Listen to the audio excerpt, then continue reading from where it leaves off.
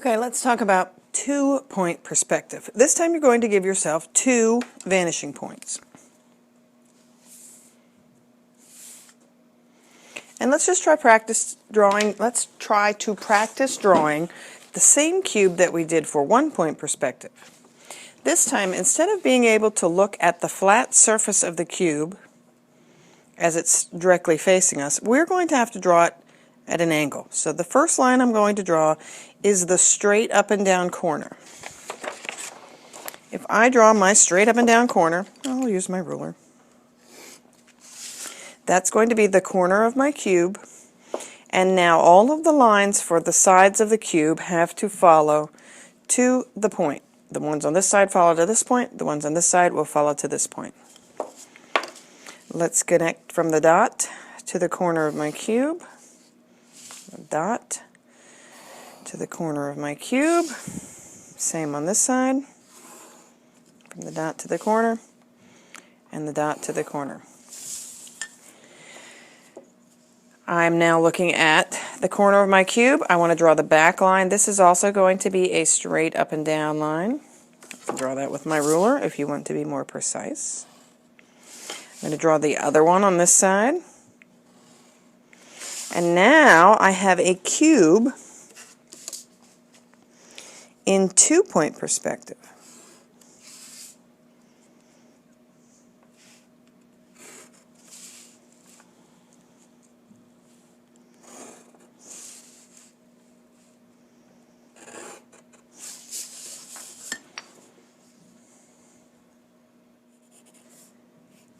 How do I get the top part of the cube? Well, this time you have to look at the lines crisscross of each other.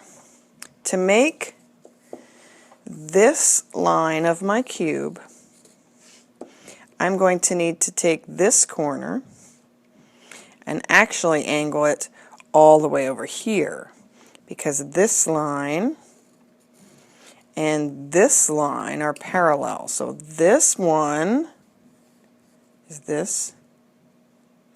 This one is parallel to this one, and this one. So this line in the front has to go to the dot. I'm going to take this line and draw it to the dot. You'll see that in just a second what I'm talking about. And now I want to take this corner and angle it toward this dot.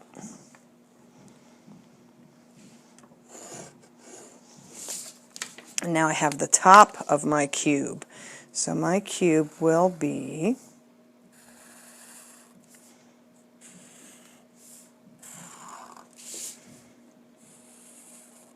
like so.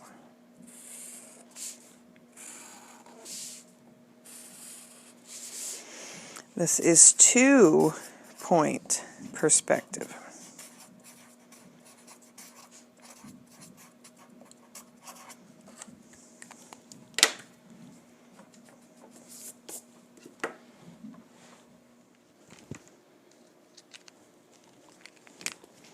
How do you make a picture using 2-point perspective? We're going to draw the outside of a building. First, a horizon line. Next, my vanishing points. We're going to put them as far away on the paper as I can. Now I'm going to draw the corner of a building. Sides of the building go to the vanishing point on their side. So this side of the building is going to go to this vanishing point. This side of the building will go to this vanishing point.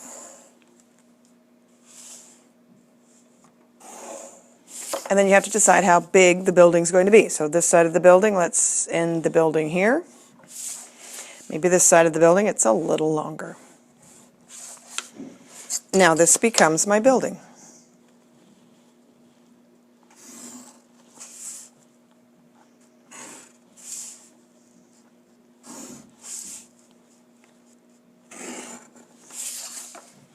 Let's add some doors and windows.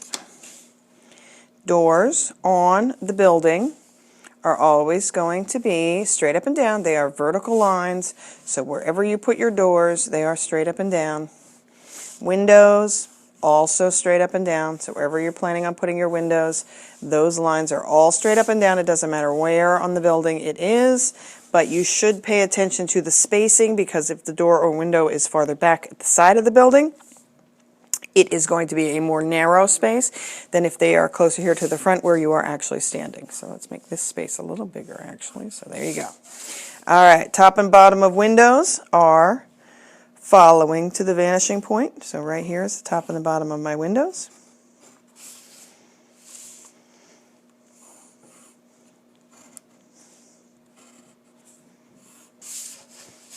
Top and bottom of doors. Make the door, go down to the ground. Otherwise, it's difficult to get into a building. If you want to talk about steps, we can talk about steps in this level, this 2-point perspective level, but let's wait till you have a really good grasp of it first. You notice that the door in the back feels like it's a lot smaller than the door in the front. Well, that's because the door in the front is the one you're standing next to, so of course that's going to look bigger than the one that's farther away. This is the top of this door, so it has to go up higher. There we go. And then let's divide these windows up and make it, no, we can't do that. That'll be fine. Those are windows. Those will be good. Let's make it more interesting.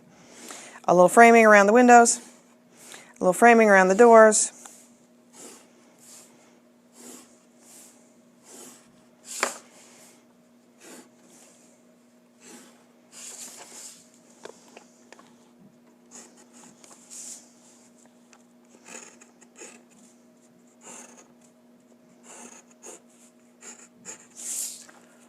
Door framing, window framing. Let's give my window some kind of divided up sections just to make it look more interesting to look at. And we'll do it straight up and down. If you're planning on doing a 2-story building, then you're going to have to adjust the size of your doors and windows.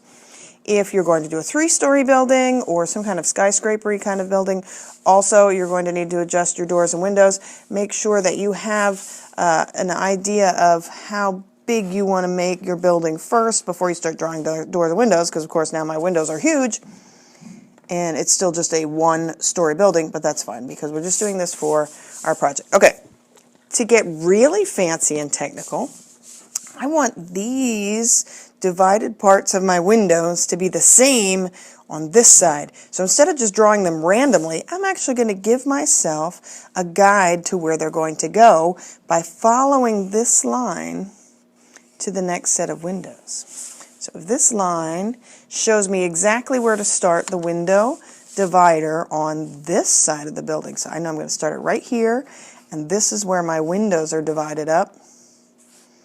This is what makes your drawing more realistic looking, because you're taking the time to figure out just where all these things go rather than just drawing everything randomly and haphazardly. So this is a little bit more of a technical drawing than we usually do, and you guys already know how I feel about drawing with rulers. I'm not a big fan, but for perspective you really need to use the ruler. This is the way it gets it to look realistic and interesting.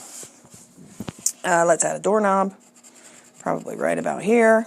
Same way, if you want that doorknob to be in the same place on the other door, you could give yourself a little guide, and we know it's going to be on that line, so there's the other doorknob.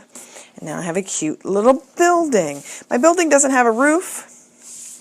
It's a flat story building, let's pretend. Or if I wanted to make a roof, I could. Let's see where I'm going to put this line. I could give it a nice jutting out roof line. Okay, now remember back to the cube when we drew this line that didn't go here and actually went to this point? You're going to need the same idea when you're doing a roof. If I want this point of my roof, it's hanging out over the edge of the building, to make it look like it's going around the back half of the building, it's not going to go at that angle. It's actually going to go at the angle where it touches the other dot. So I'm going to have to go really big with this one.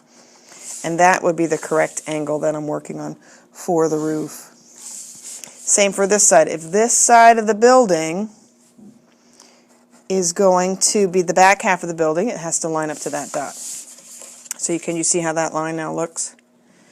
for my strange roof line. How about we try to draw the sidewalk? Let's draw a sidewalk in front of the building. This is where I'm standing. I'm standing on an actual corner. So I'm seeing the corner of the sidewalk. I'm seeing the corner of the building. I'm seeing the road coming in front of the sidewalk. This is where the sidewalk would meet this side, and this side have to meet on the point. There's my sidewalk. Don't forget the curb, because I don't want to step out into traffic and get hit by a car. Whoops. So there's my curb for my sidewalk. This would be straight up and down. If I want to draw the lines of the sidewalk, you know where they put the cement? All of those lines follow along the same direction as this side of our cube. So these lines are going to follow that dot. So to draw my sidewalk lines, I actually need them to follow along to this dot. So the lines on this side are going to go to that dot. This will make the cement portion of my sidewalk. See what we're doing there? That's the curb, so technically that would go down. And how it comes over and go down at the curb. Let's put another one here, and here, and here. It's hard, again, to see the lines that I'm drawing without a clear ruler. Would be way easier to draw, but I don't have a clear ruler, so here we go. These are my sidewalk lines. Sidewalk on this side of the lines of the sidewalk would go to this dot. So let's draw the rest of those. Let's see, I want them about the same distance apart. As you go farther away, they're going to get closer together. From the dot to this line, from the dot to this line, dot to this line. The more you practice doing this, the more you will see where the lines are supposed to go without even thinking about it. You can also see where they're supposed to go after you've drawn them in correctly. That's a good way of looking at it too. And now I have a cool little sidewalk and a cool little building. Let's see what you can draw with 1 point and 2 point perspective.